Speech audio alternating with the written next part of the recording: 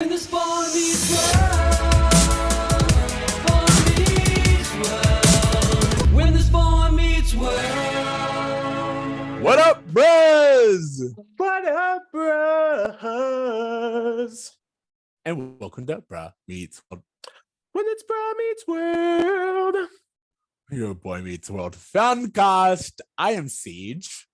And I am Tony Curtis. How are you, bro? Hey, so did we miss anything? What's new, you guys? yeah. Is anything new happening in the world and entertainment and pop culture and Boy Meets World news? Right? There's so much. And like, I have to say, you know, we always try to take a little bit of a break between seasons. So we're coming back in for season 6. I left season 5 hot. I went back and listened to a few episodes this week to try to get me in the mindset. And I remember feeling very passionately about Cory and Topanga, about the way their relationship was developing. And, you know, for this season, I'm trying not to carry that emotional baggage. I'm trying to be fresh.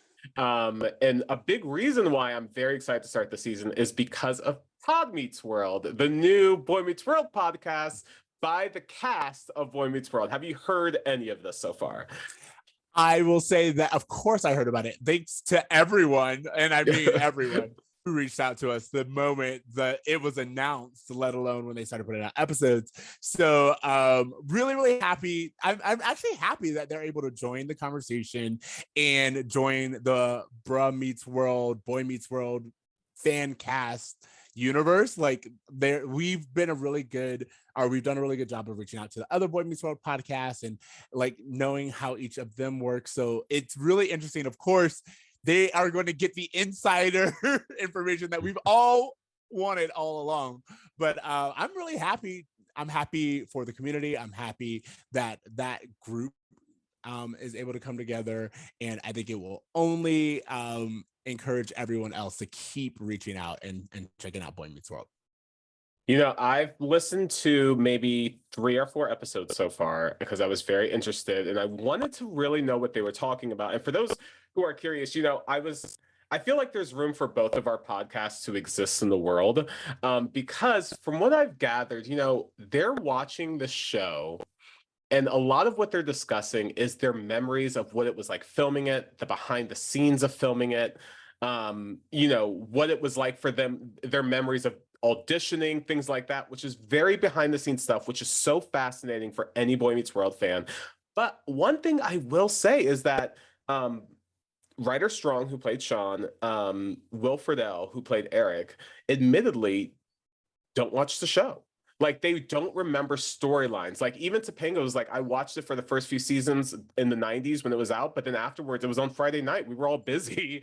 So, like, they don't really have, like, storylines that they can really talk about. So, as a fan, I'm very interested to finally get their thoughts on the actual storylines, which is the thing that you and I do such a great job as fans of just, like, really dissecting and breaking apart. And as interested as I am in the behind-the-scenes stuff, I'm very interested to get their opinion on the things that don't age particularly well, the bruh moments, the things that we've had issues with, just to see if, as a viewer, as a fan, they're able to watch it with fresh eyes. So I just thought that was a really cool thing that we should mention. Absolutely. Like, I think, like, you pointed it out perfectly. One is that, in my opinion, do you know how many types of Oreos are out there? Of course, there's room in the market for multiple types of podcasts that are kind of covering the same thing. I mean, how many times have Batman been kind of refreshed? It's less about the material and more about the take on the material. So, in my opinion, there's enough love and opinions and insights to go around. And then second, like as you had pointed out, this is for them their first go around. So it's absolutely amazing for them to both see themselves and how they used to look and, you know, the memories that they have on set, but then also for them to take a look at it and be like, wait, what did we say? What did we put out? I mean, and certain ones, there's no way they can't watch that episode and be like, I stand by it, and I would make no notes, Yeah. but there's going to be ones where they're going to realize how great of a story and of a message they did put out there. And I think I'm excited for them to see that as well. I feel like, especially as we enter season 6, Boy Meets World has been such a roller coaster because, as you and I've spoken about, we went into this hardcore fans. I mean, that's why we dedicated the podcast to it. And as we watched, we were like, wait a minute, what were you saying? Like, I remembered you differently, but when I look back on it, I have some thoughts. And so it's really, really exciting for anyone to kind of see where they were, see where we are now. And the one thing about Boy Meets World is it almost always will give you something to talk about. Absolutely. And season 6 gives us no shortage of that. I feel like we should just probably jump into the episode because I have a lot I want to discuss. I have a lot I'm very excited to get into with the college years. And I can't wait to hear your thoughts as well. Absolutely. All right. So it sounds like someone should give me the tell me about it. Oh, bruh, I have it locked and loaded. Here we go. Tell us about it. Yeah, Topanga just proposed. The family and friends just cannot cope. So Cory and Topanga decide to elope. Oh, look at you. I'm very, very proud. Hey. 10s across the board. You know what? Taking a few weeks off from the pod, your brain gets sharp. Absolutely. Okay, so this is season 6, episode 1, His Answer. Cory deals with the shock of Topanga's proposal. He accepts. They then sneak off to elope while Eric and Jack get a new roommate named Rachel, who they immediately start competing for. To be continued. So there were lots of things about this episode that I was very, very interested in. One, I will say, to kind of give this episode credit, I like that this episode gives not only the audience, but the characters a moment to kind of reflect on the surprise proposal. What are your first impressions? My first impressions, I like that they were confronting the proposal, but, and I have to say, every angle that someone had for why they shouldn't get married had nothing to do with Topanga realizing that she's afraid of Yale. Like, no one is checking in on her to be like, hey, you're trying to rush a decision and you're not even taking a second to think about the why of it. And the why of it is that you're scared to be a small fish in a big pond. And let's talk about that and go through it. But no, it's all oh, you should be young, you should be dating, you should be having fun. But that's not really what this is about. This isn't about them just choosing each other over someone else. It's that they're choosing each other over themselves. And so I just wish that would have been a bit more a little bit more of the focus for the episode. Well, actually, so what's funny is I disagree. I think that they actually do, but the characters only know what they know. So remember, the characters didn't know that Topanga proposed, except Shawn, who they point out was right there. So of course he knows. He was like, I was next to you, I was listening. But outside of that, no one knows that she turned down Yale for this. They are just kind of getting information as it goes. And of course, they are kind of reacting and responding to it as each of those characters would. I felt kind of a way, and I don't know which side I land on the fact that Angela was just as much of a, what are they doing? They're ruining, Angela was on the side of the parents. And it's as a Black person, I could definitely be yes. But then also it's just kind of I don't why did Angela have to be the only voice of reason? It gets complicated. But are you asking why the one Black character was responsible for keeping it real? Exactly. So a part of me felt torn there, but ultimately I liked each person's response to it, and I thought that it was very in keeping, including, if I may, Cory's. Cory takes a moment. Cory takes a beat, and he's just I just got asked this question. I'm gonna need a moment. And Topanga's I'm gonna need an answer. I like that. But then also, it's funny to me because as I watched, just the way that Topanga kind of demanded an answer, it was like, we should get married and let's do it. Like, it did seem like, oh, this girl's manic. It's impulsive. Like, It's so not being impulsive. talked Yeah. about, but it's shown. It's so impulsive. And one thing I thought that was really interesting was that she goes as far, because Cory's like, I really don't want you to give up Yale for me. And then Topanga knows, like, she kind of checks him on and she's like, look, I don't want your fate concern. Do you really want me to go to Yale? Because if not, then shut up about it. Which I think I appreciate. But like this whole idea that like Cory's trying to present some reasonable argument, she doesn't want to hear it. And she goes as far to be like, yo, if we get married, that means we can start fucking. So like, does that change your opinion on this? Which is a little bit manipulative, maybe? It is, absolutely. I just thought that was just really interesting. Just her determination to like do this and do it quickly. Yeah, absolutely. And as I said, I felt that you're right. They don't really discuss it between the characters, Topanga's motivation, but it is shown. And I don't think it's something that you would see as a child, maybe, but as an adult rewatching, I was like, oh, Danielle Fishel is playing this as someone who did make an impulsive decision, who didn't quite think this through, and is using her relationship as a safety net and as a comfort blanket. And I really, really appreciated that.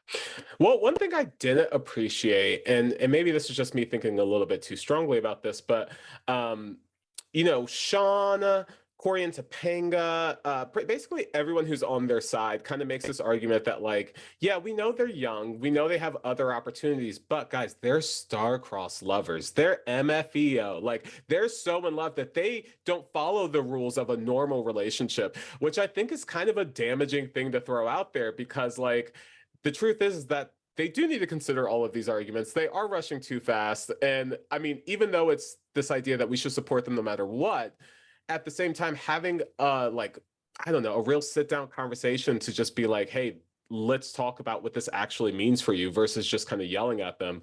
I just wish we saw a little bit more of that.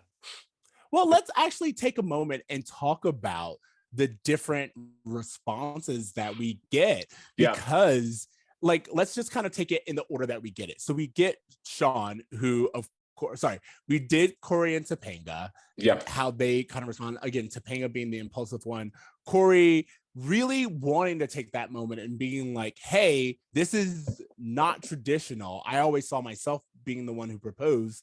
I'm not saying no, but I'm also going to need a moment.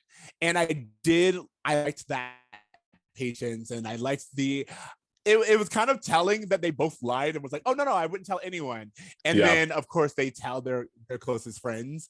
I was like, problems already. You're lying to each other and you haven't even gotten married, but whatever. And then additionally, when Alan and they tell the family eventually, it's interesting how Cory both tries to take ownership of it because he knows that they will come down hard on Topanga. And he's already saying, don't be mean to my fiance. Yeah. But then additionally, they decide that Cory says, we're adults. You can't tell us what to do. And that's when he leaves and he's like, we're going to go get married. And it's like, oh, you are children. You are children who are making an impulsive decision. And I think the show, one of the things that I do remember about the show is I don't remember any other timeline that dealt with characters this young getting married like as like a story arc in this way, where it's like, oh yeah, they're going to get married, but also that is not this fairy tale thing that everyone makes it out to be. Marriage is hardship. Marriage at this age is going to be completely different than what they think it is. So I'm really looking forward to seeing where this goes. Yeah. And, it's really interesting. Something that I thought about when they're kind of having the conversation in the kitchen with Alan, and that feeling of my parents did something a certain way. Like when he's like, you guys got married when we were this young. And that being an excuse to be like, hey, even though your life experience may have told you that this isn't the best way to do it, I just see you as being a hypocrite by telling me not to do something that you've done, which is, it's such a child's way to interpret wisdom given by your parents. And that's one of those things that when you're a teenager, you don't really understand what it means for your parents to be like, no, I did do it this way and I'm telling you to do it differently. Exactly. I felt like, okay, all right. So we have Cory and his response. Now let's go to Shawn. Well, Shawn, and the reason why I wanted to do it this way is because Shawn is the only one who's like, we got to let this happen. feels like to me, if we everything we know about Shawn, it would only seem to benefit Shawn for Cory and Topanga to get married because the stability that he felt lost in season 5 when they broke up would no longer be in jeopardy. So even though it feels like, oh, I'm his best friend, I understand him, they're just more in love than everyone else. No, it also feels like it's coming from a self-serving place of Shawn needing stability from the only family that he really can depend on. Shawn needing to believe in love, especially as he begins his relationship with Angela. And I think it's very telling that Shawn is just like, to Angela, they're different. They're not in, like, they're in love in a way that we aren't. And that's like, of course, it's very sitcom and very much like, okay, not the right thing to say. But then also, it's very telling to how Shawn sees Cory and Topanga and why he is their biggest cheerleader. It has nothing to do with whether or not he actually thinks that or even understands the weight of the responsibility of what they're getting into. For Shawn, when people love each other, they get married, they stay committed, and that is what he's banking on. So as you said, he's kind of very unknowingly, I will say, being selfish in this moment. And what's interesting is that both Cory and Shawn are so naive about this that Shawn is like, yeah, you should get married, but also in the same breath, me and you should room together in college this year, as if that's not a decision he would have to talk about with his fiance. Like, it's just like, no, things aren't going to change. We're still going to be Cory and Shawn. You're just going to have a ring on your finger. Like, it's such a naive approach from the both of them. It's actually also very telling that Cory was the one who went to Shawn and was like, that's like, you're being too supportive right now. You're supposed to be the one who is asking me these questions and making sure that I'm doing things correctly, you know? And then also kind of like hopping back to Cory really quickly, something that was said that I thought was interesting is this idea of Topanga being like, aren't you fearful that you're going to go to college and see people hooking up and connecting and feel left out? And he's like, I didn't in high school, so why would I start now? And it's like this idea of Cory, like both Cory and Shawn kind of say Cory will get no one better, so lock Topanga down now so he has like his own safety net. We're talking about Topanga using their relationship as a safety net. Well, so is Cory. And I thought that was very interesting that they both say it in their own way. And I really like that you brought up that whole, well, I didn't miss it in high school, why would it bother me now comment? Because I immediately wrote down, it did bother them in high school. They broke up in season 3 because of it, and they broke up in season 5 because of it. So don't even pretend like it did not bother you. Like, the exact reason you broke up in season 3 was so we can party and date other people. So, like, it is a reoccurring thing in the relationship. It's actually really funny because we get a little Lauren shout out when Topanga's like, we both dated other people, and Cory's like, I wonder how she's doing. Like again, it's a little they just got back together, throwaway joke, but also very, very telling. They just got back together. Exactly. He's already joking about hooking back up with the girl he cheated on her with. Bruh, like, well, it's not hooking up, but it was very much like, she's still on my mind. So, all right. So Angela, as we had said, Angela finds out, and Angela seems to be, as usual, as expected of Black characters, the voice of reason. Now, it's hard because I do believe, especially as we learn more about Angela, that she would take this for the weighted decision that it is. yeah. And not just from a not just from a these are my friends and Topanga was supposed to go to Yale situation, but from a do you understand what dedicating your life to another person means? When she says they're ruining their lives, it's like, no, you aren't fully formed people yet. And I know because I've seen a marriage go wrong, how that can like deter you and what that can do to individuals. 100%. I was going to say the same thing. Like Angela's coming from this from a point of view of children of a divorced parents, whereas Cory and Topanga's parents so far have had a very fairy tale relationship, and so it's like Angela just has a lot more real world experience to bring to the conversation, and unfortunately, it doesn't come off as real world. It just comes off as her siding with the parents. And it just I mean, we're going to get to everyone's kind of reaction to it, but it just at a certain point it just felt like everyone trying to decide what these two people should do without ever talking to them one-on-one in a calm and like effective way. Like effective communication was something that I really took away from this episode. Like everyone needs to communicate effectively to Cory and Topanga because the way they're talking to them is pushing them away. Thank you. Perfect segue into Alan and Amy, which is what I wanted to say.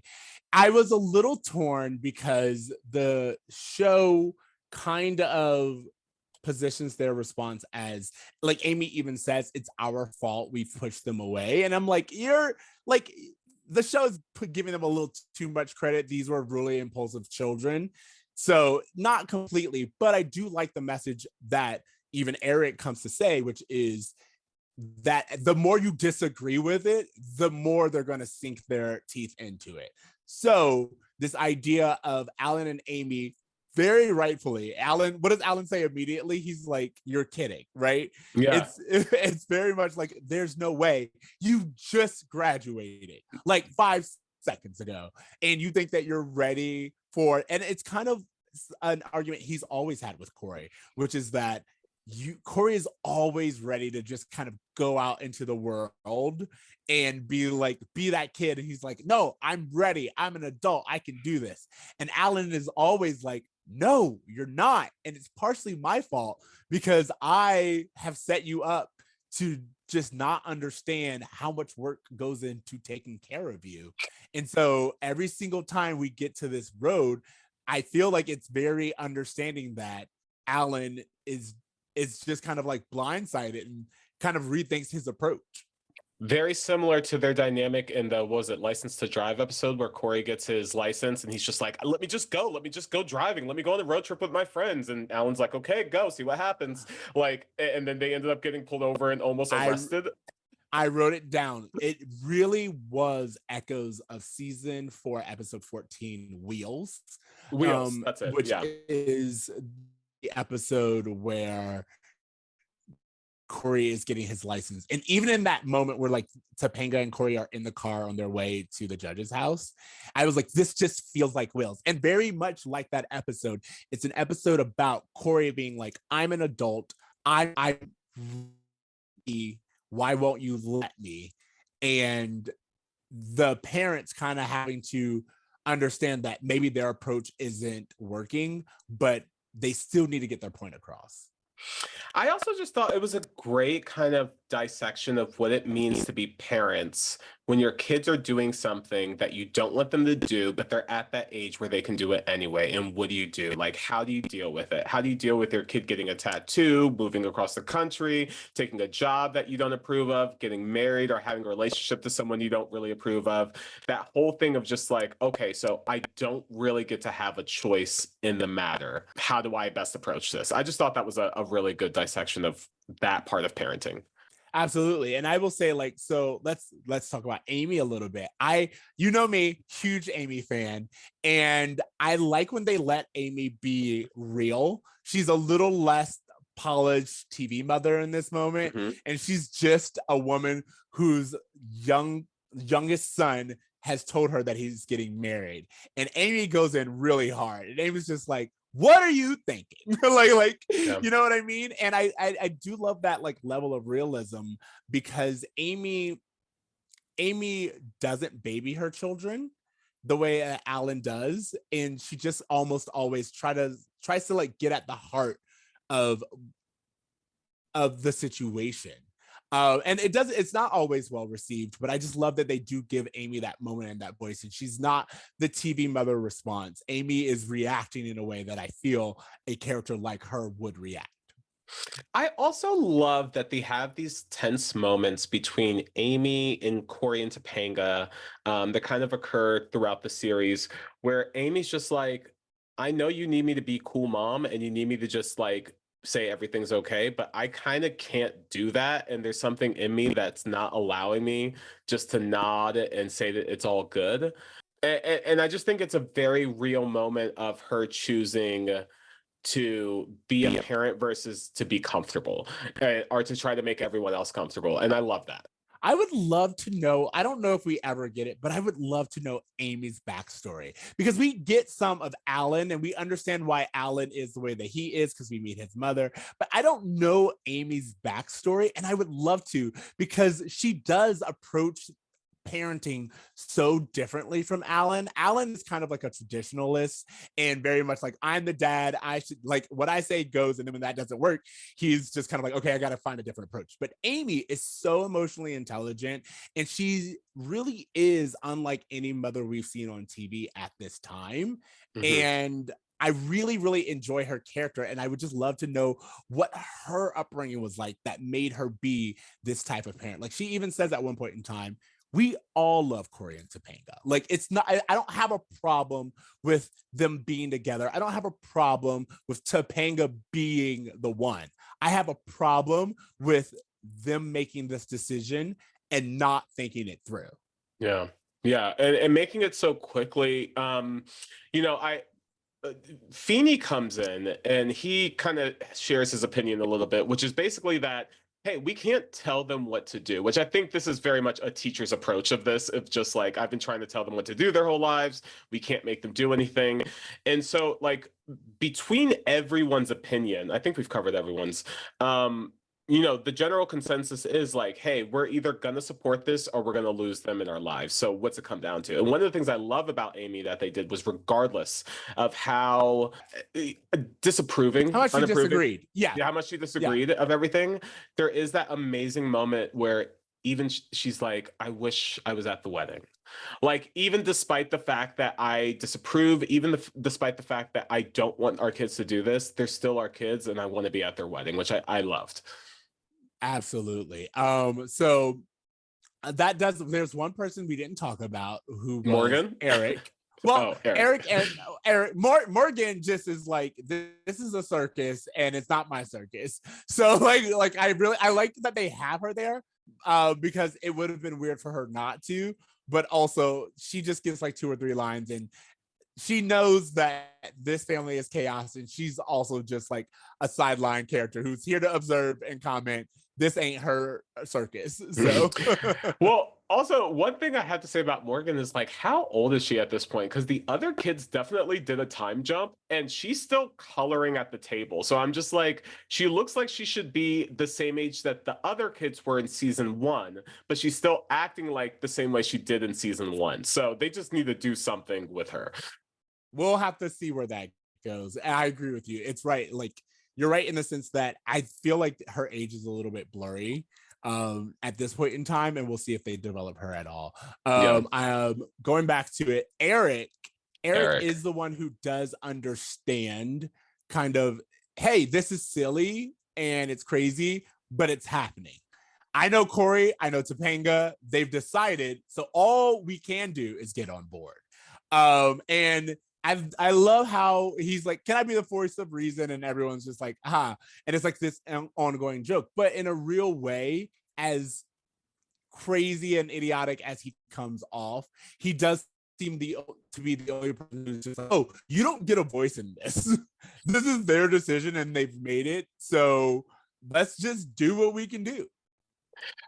I also have to say that I thought Will Friedle was incredible comic relief in this episode. I thought that when he comes into the kitchen scene, like, he really just brings such a life to every scene that he's in. I do have to say, as much as I love Eric for trying to be a good older brother, in the A storyline, I have so many issues with the B storyline between him, Rachel, and Jack. And I don't know if we're there yet or whatever, but I just have to say everything good he does in the A storyline is completely taken away by what happens in the B storyline for me when it comes to Eric. It's so funny you say that. I knew both that you would jump the gun and get in front of me, but I thought that this was a great segue because what Eric does is he says they have what like me and Rachel has, which is a perfect segue for us to start talking about our brand new character. Roll call moment. Roll call. Because Maitland Ward has just joined the cast. Of course, this also means we got new credits this episode, this season. We do get new credits this season, but I will say that this episode is very good at not giving us the opening credits because it starts with the recap. It's the Cory's. I got opening credits. I don't know about you. I didn't get opening credits on Disney Plus. Interesting. Okay, so maybe I got opening credits. Yeah, was she in the opening credits? Was it the new one? Credits. It's the new one.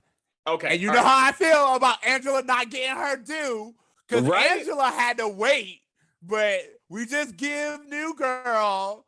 But that's not the point. We love us some Rachel. I'm just saying they made Angela wait, and then Maitland just walks on in and gets opening credits. I you know what? I feel the same way. I have to. Okay, so do we love us some Rachel? I need to answer that question for me. I don't really know. I have memories of feeling like that she was a great addition to the cast, but I have to say from this episode alone and the way they're treating her, I mean, if it's okay. I have an argument that Topanga is the original manic pixie dream girl. I feel like she was this oddball that was meant to take this boring kid out of his life. And as soon as they got together, everything original about her faded away. And it was only to make his life more interesting. And I feel like they're doing it again with Maitland Ward. Here is this beautiful girl who shows up out of nowhere, who loves to walk around the apartment wearing very little outfits. And it all feels like it's only there to serve the men in the storyline. And she has no thing of her own. So that's just my initial impression. Okay. Thank you for that. Because first of all, do we love Rachel? A question that we will answer this season. Yep. You're right. I have memories of her. I remember the kind of two guys and a girl and a pizza shop kind of vibe or whatever that was. You know, it's like it's giving that feeling. And for some reason, this season feels like they were trying to pull in pieces from all these other really popular shows. Like, for example, Eric is like weirdly urban this episode.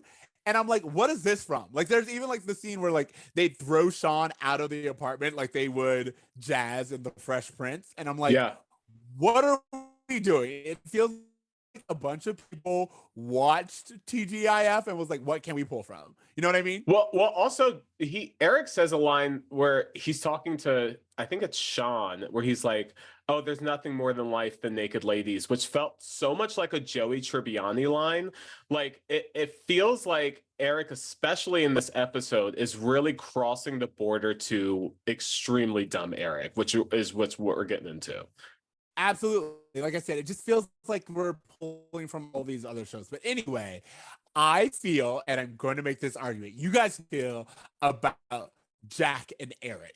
They were supposed to be a same-sex couple. That's how they are written. And I have proof in this episode with a line. But anyway, we haven't gotten there quite yet. I know exactly what you're talking about. Oh, you know where I'm going with this. Yeah. But anyway, there's a quote in we haven't gotten there yet. Rachel, with the introduction of Rachel, even the way she's introduced it feels like a negotiation with a studio. And what I mean by that is Rachel comes in and they're like, we need to find a new roommate. Rachel immediately appears out of nowhere, very sitcom. She's broken up with her boyfriend and they're like, oh my God, she has everything that we've ever wanted. Now, right before this, we see Eric and Jack get in a kind of couples argument, one that we're very used to, but they have that dynamic. And as I said earlier, Eric and Jack are very much supposed to be a couple. Rachel has just gotten broken up with, and if she's picking up on what I'm picking up on, then she would have no problem moving in with two guys, and she would be as intimate with them as she is with Jack, and she would say the exact same things that she says, which is like, I'm glad that we don't have to worry about that, because Rachel is picking up on the exact same things that everyone else can pick up on, except the studio. The studio was like, this is feeling a little too same sex, and we need to throw some sexual tension in there and make sure that everyone knows that these boys are heterosexual. And that's what she was brought into, but the character is written as if she just moved in with a gay couple, and that's her understanding of the situation right now. This is so interesting that you had this as some kind of reverse Three's Company type of understanding of it, because what I got from all of, and I'm not discounting the sexual tension between Eric and Jack and the quote that you're talking about, but to me, they wrote these boys as if they were like, hey, maybe there was a little bit of gay panic going on last season, so we need to turn their grossness up. We're going to have them take advantage of an emotionally distressed woman. We're going to have them constantly talking about pervy shit in front of her as if if she can't even hear them. And she's just going to politely and casually just kind of like turn away their advances while also flirting with them at the same time. And I didn't like the way it was written, specifically the way that they talk about her right in front of her, as if it's like, oh, she sat on my lap. Like, it's all so gross to talk about another human that way. Completely agree. But what I'm saying is, it feels like, I agree with you, but those scenes feel so weird and they feel so out of place.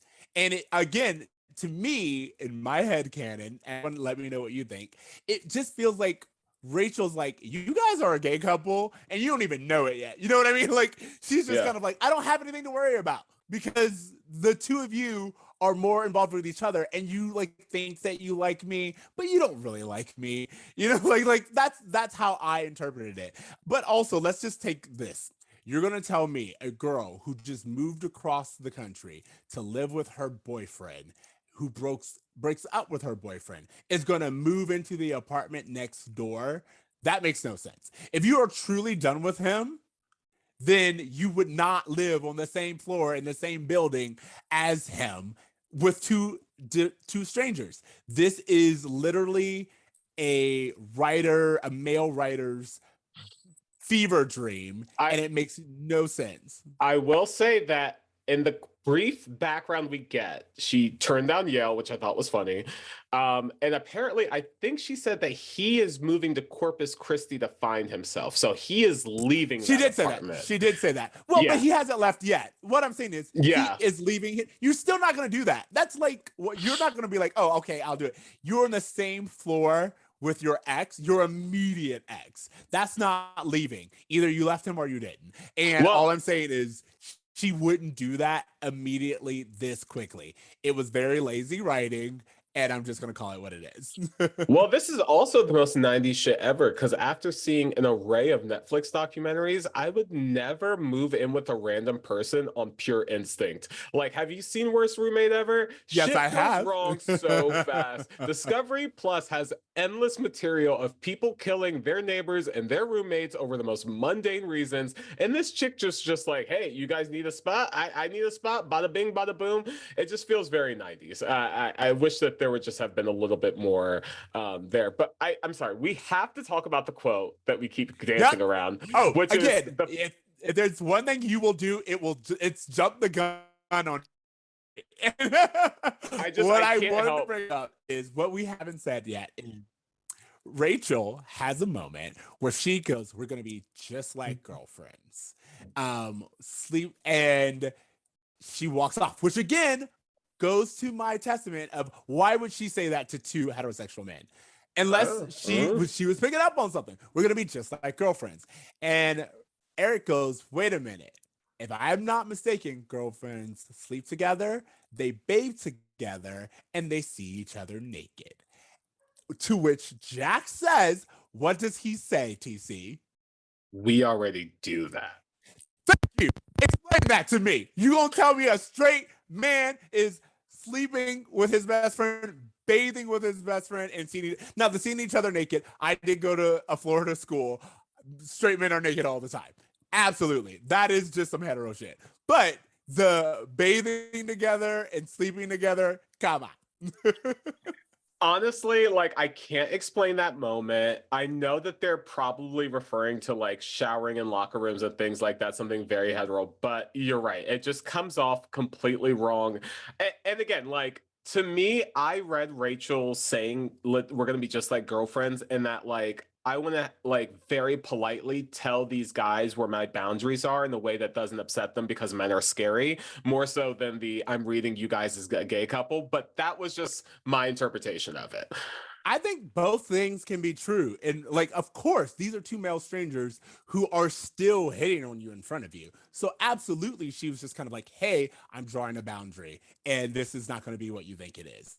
But I Yeah. also feel like it's not going to be what you think it is don't use me as a pawn in your weird, messed up, unsure sexuality relationship thing. Like that's also what I got. Like again, I'm reading into the dynamic that Eric and Jack have always had, and the very clear studio note that we need another female character in this mix, one that doesn't make these characters feel so same sex.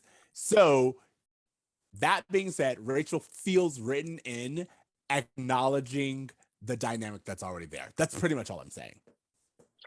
You know, I and when I think about this season and the way that they use Rachel in this season, it feels like again, she is just kind of written in, and this is just my interpretation of it. She is written in because Jack says at some point in this episode, "Oh, Eric is like a brother to me," and I think the studio wanted to have this fun thing of just like, "Oh, these two friends, they started off as roommates and now they're becoming like brothers. What happens if we throw a girl in the mix and then there's like."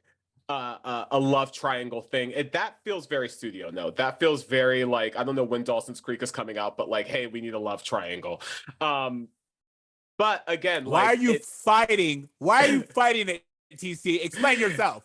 Explain because yourself. when I think about again and this is just me remembering, I don't want to jump ahead in the show too much. The way that they use Rachel is constantly to develop the friendship or relationship, whatever it is, between Eric and Jack. It has nothing to do with Rachel, and that's my thing. Even if they are a romantic couple, she just serves as a plot to bring them closer together at the end, or to break up, or whatever. Like I just don't see where her original storyline is going or where she fits in, and hopefully we get some of that to where she isn't just this prop for these two men to figure out their relationship. That's it. And again, to me, I think we're saying the same thing: 6 of one, half a dozen of the other. I completely agree, at least Definitely. right now. And so we'll see where she goes.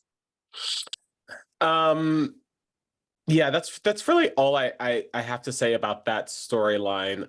Yeah.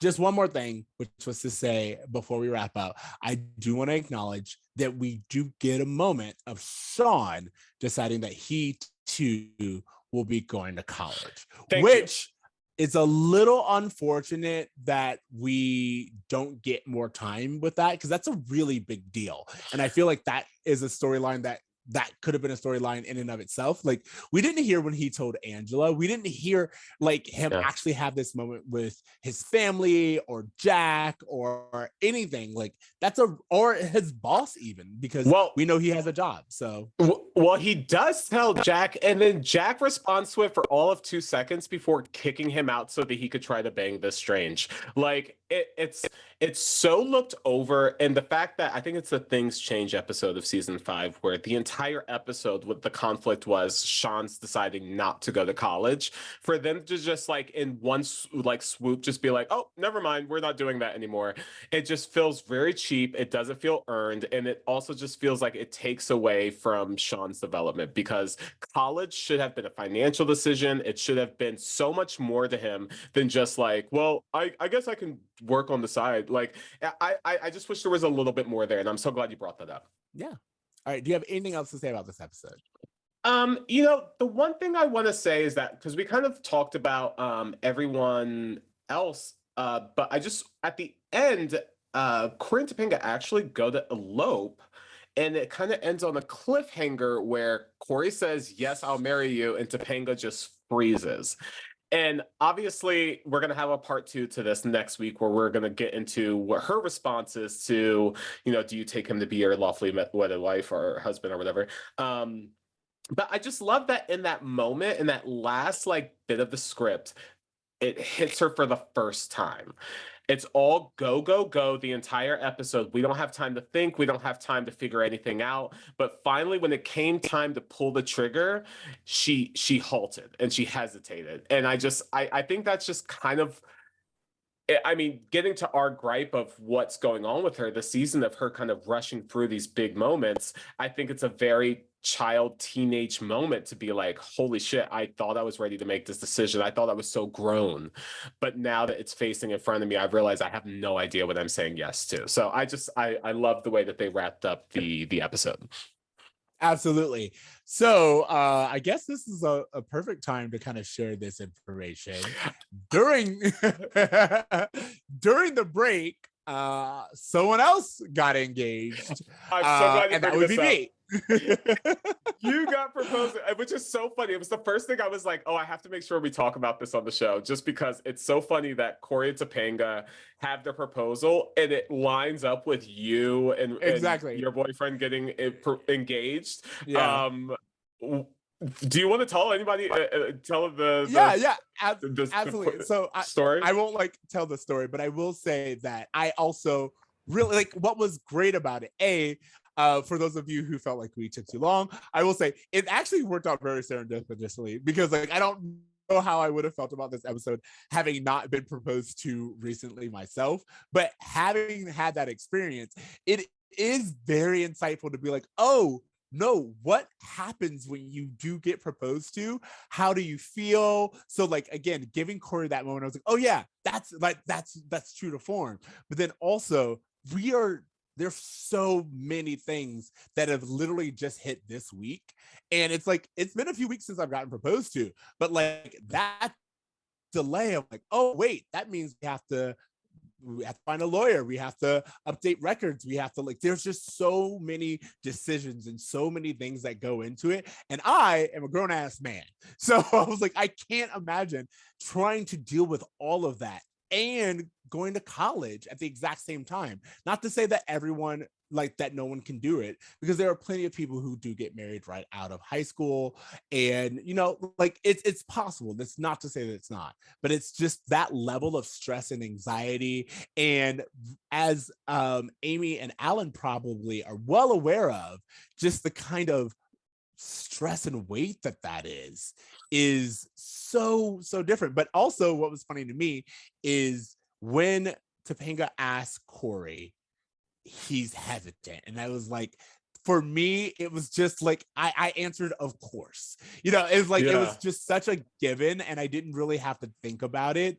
And again, I don't know everyone's story, but for me that's what a real mature proposal should be. It should be something where and you both are like, yes, we are ready for this, let's do this, and not okay. Yeah, and I mean, to your point, like you're two adults who live together, you have a roof already, like you have like jobs, like Alan and Amy bringing up some good points. You guys don't do laundry, you have no money, like they're bringing up like such sound criticism to this idea, because like you said, there's so much that goes into getting married, there's so much that goes into merging your life with another person, merging your families together, all of that stuff, the finances, everything. And so if you can't even handle getting your laundry done, like what makes you think that you have it in you to take on all of this? You have no idea what you're taking on. And so to your point, like two adults who understand what they're saying yes to is such a different, happier, like I'm so happy for you guys kind of thing. Whereas when I see Cory and Topanga, I'm just like, whoa, I feel panic for them on their behalf. It just goes to show that just like you have to know what you're saying yes to. And like, I don't think that they did, whereas you guys do, you know? Well, thank you so much for that. And then also to that point, listeners, I think it'll be very interesting to kind of have this parallel road of having someone who's also recently engaged and someone who's been married Yeah. and what's that like. And then just I feel like we're going to just approach this season so differently because we're in the place in our lives where they're trying to get to. And I feel like that's going to be very, very much like I don't know. I look forward to seeing how we respond to that. Yeah, and I mean, they're just kids. They're 18, 19. I think the show ends and they're not even 20 yet. So like the fact that they end up getting married, that they end up living together, the fact that they end up working all this stuff out, I'm very interested to get our like response to how the show is simplifying all of that. So I'm so excited to get into the season. I know that this season in particular, and as we go forward into next season as well, things start to really get a little shaky. Storylines start to get shaky. Characters start to show their flaws. It feels like the cast is kind of getting over it. And I will say, even listening to Pod Meets World, where the cast is talking about, they're like, yeah, by season 6 or 7 or so, we've kind of done it all, and we're ready to go on to the next thing. So it's really going to be interesting to see how we notice the quality of the show shifting as we move into these later seasons.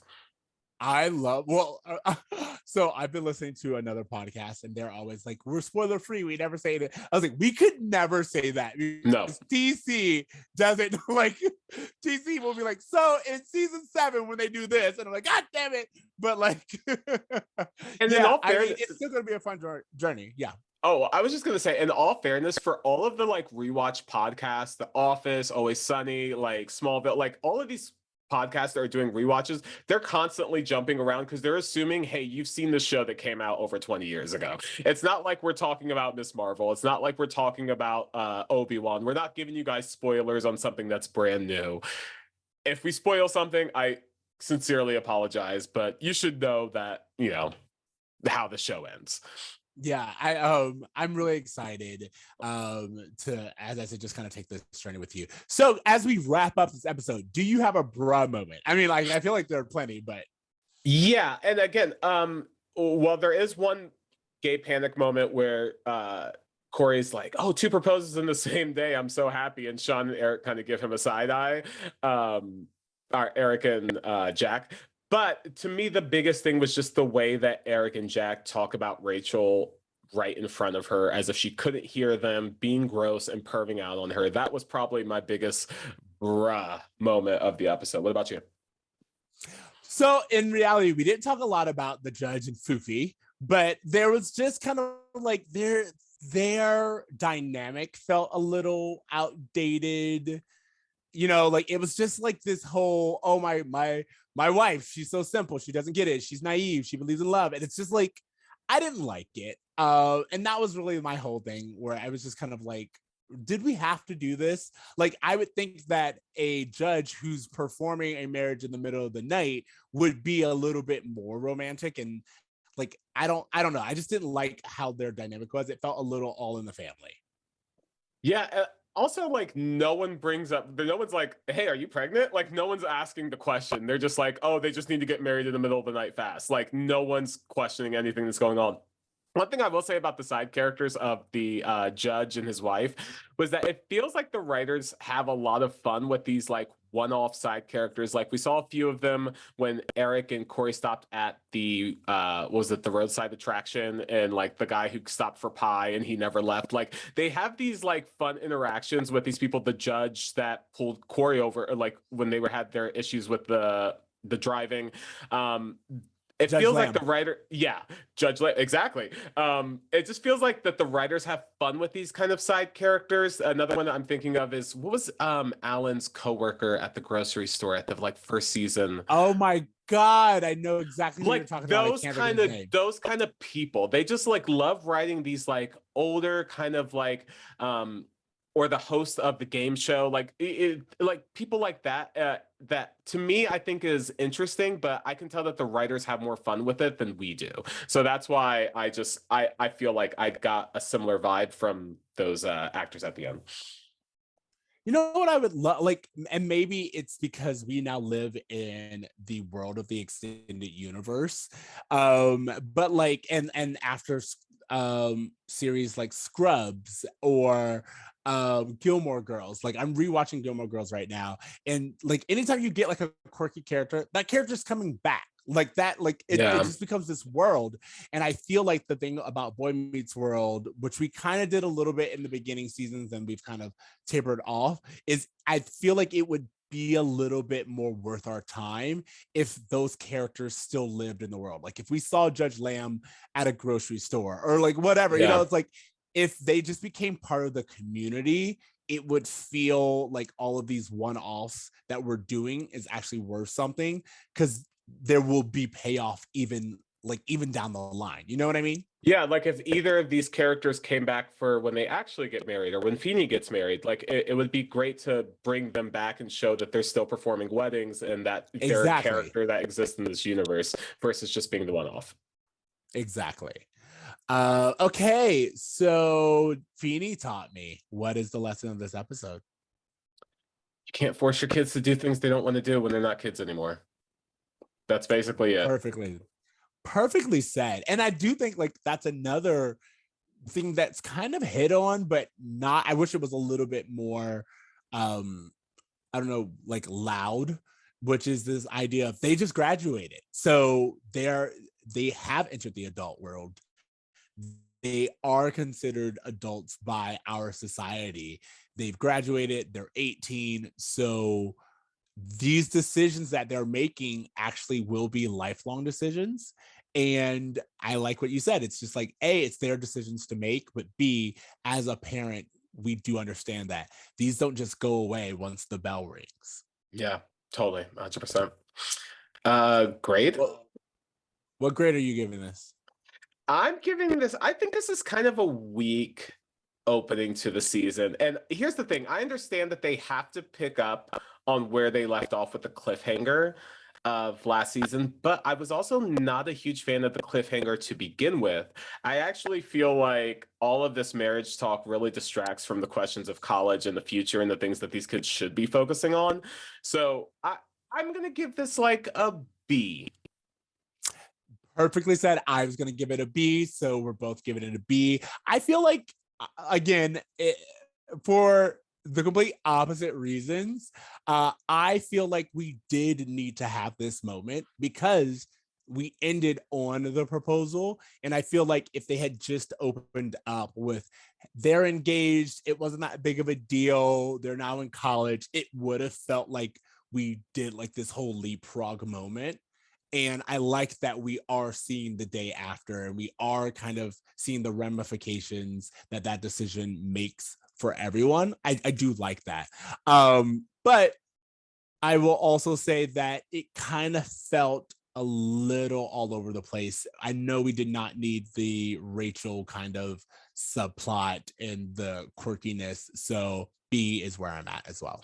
I honestly think they should have saved Rachel for like either the next episode or the first, I think it's episode 3 where they like start college and like, oh, now we're starting college. That would have been a great time to introduce her. Like the first week of college, she's looking for a roommate, blah, blah, blah. But yeah, when it really comes down to it, there was 2 storylines. One was gross, I felt, and the other one was just every character in the show focusing on Cory and Topanga. And it's just like, I don't think that's realistic. Shawn just decided to go to college. Him and Angela have their own lives. Eric just got a new roommate. I just don't feel like everyone concerning their entire lives with these 2 characters is extremely realistic. So I again, I just wish there was more going on in this episode for me to like than just the A storyline. You know what's also like, so it's funny. I'm telling everyone how much I've been watching TV. I'm also redoing BoJack Horseman, and in I think it's season 4, it opens up because the previous season had ended on a cliffhanger. So it opens up with an episode that's just about the side characters. And the entire episode, you're left wondering what's going on with that cliffhanger. But instead, they give you all of these like new storylines with their side characters to keep that anticipation. And I would have loved that. I would have loved if we opened up on season 6 and you get Shawn talking to Angela about going to college. You get Amy and Alan planning their baby. And the entire time you're like, I'm so happy, but also what happened with Cory and Topanga. And I feel like that would have been like a really great, fresh way of giving us the storylines that we actually deserve of characters like Alan, Amy, and Shawn, or even Rachel. You know, like that would have been a great time to do all of these things. And then you open up with your, where are Cory and Topanga and how do they fit in all of this? And I just, you know, nothing ventured, nothing gained. It's all in the past, but I just think that would have been a better way of handling it. Okay, definitely. Homework. It's been a while. What did you got? What you got? It's been a while. Honestly, it's been a summer of ingesting content. I have so much that I love. I've actually rewatched all of Stranger Things after watching the finale because I loved it so much. And going back and watching the seasons and picking up on clues and hints to what it leads to in season 4 has been a lot of fun for me. I am obsessed with Miss Marvel, not just because she looks like my wife, but also because I just love the show. I love that. I mean, as someone who married into a Muslim family, this is the most accurate depiction I've seen of what a Muslim family is actually like. So I just thought that was really great. But also just the show is incredibly entertaining. It gives me a lot of Spider-Man Homecoming vibes and Scott Pilgrim vibes. And I just think it's just a really well done show. And also like some of the movies that I've seen this summer, Bob's Burgers, loved it. Black Phone, loved it. Like there's so many things I saw that I loved this summer that I can't even really think of all about right now. But yeah, for me right now, Miss Marvel and Stranger Things are kind of the two things that I've been obsessing over. So what about you? What about you? Did we talk about Black Phone? Because I also really I don't know that we've talked about Black Phone, and I loved Black Phone. I really enjoyed Black Phone. I think that horror is also doing some really interesting things, especially when you're willing to meet the movie where it is. Highly recommend Black Phone. Speaking of movies, Top Gun. I don't know if like everyone's gotten on that plane yet, but it's totally worth the ride. Absolutely enjoyed it. Keeping with movies, did we talk about Everything Everywhere All at Once?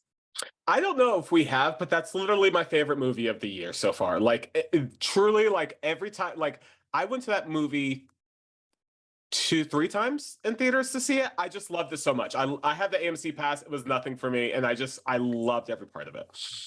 Yeah, absolutely. So we got a lot of really good recommendations in there. If you get a chance, let us know what you think about those movie selects. But yeah, I say go check those things out and get back to us. Of course, we have no problem promoting Pod Meets World. So check them out, see how they're doing. And of course, listen to our episodes. Let us know what you thought about it. Oh, one thing I just quickly want to say about Pod Meets World, just because I have listened to a few episodes, they interview a lot of their castmates, like Mr. Feeney and Alan have already been on. Alan actually sticks on and does an entire episode review with them, as well as an interview on how he got started on the show. And one of the things I really loved is that when they watched the pilot, Ryder, who plays Shawn, actually watched it with his 7-year-old or 6-year-old and got his response before and after to seeing his dad as a kid on TV, which I think is actually really adorable. So for those who love this show as much as we do, I cannot recommend Pod Meets World enough. They have some really good content. But like I said, like if you want to get into just like the fan theories and just like obsess over the stories and the characters, I still feel like this is the best place to come to for that. And I'm really excited. We're here, baby. Season 6. I'm excited. All right. Thank you guys so much for listening to Pod Meets World. You can find us. I mean, where you found us. You found us. Yep. So make sure that it's on Apple Music, Spotify, all the places. Leave us a rating, 5 stars. We absolutely love it. I've listened to a lot of podcasts, like rewards and everything for people who get 5 stars. I wish we were that diligent. We're not, but we still would appreciate 5 stars. So absolutely. Comment, subscribe. The whole thing, like it all helps us very much. Rating us on iTunes and all that stuff helps us a lot. And you're right. We don't talk about it enough, but it really does make a difference. Absolutely appreciate you guys. Find us at Bruh Meets World on all the places. We pretty much are lacking on social, but still reach out to us. We still love to hear from you guys. Everyone who messaged us when Pod Meets World was released, we saw your messages. We appreciate you reaching out, and this episode was really for you. So thanks so much. And then I guess that's it. All that's left to do, T, is to remember to dream, To try, and to do some good. do some damn good in the world, guys. All right. Later, bros. Later, bro. When the spawn meets world.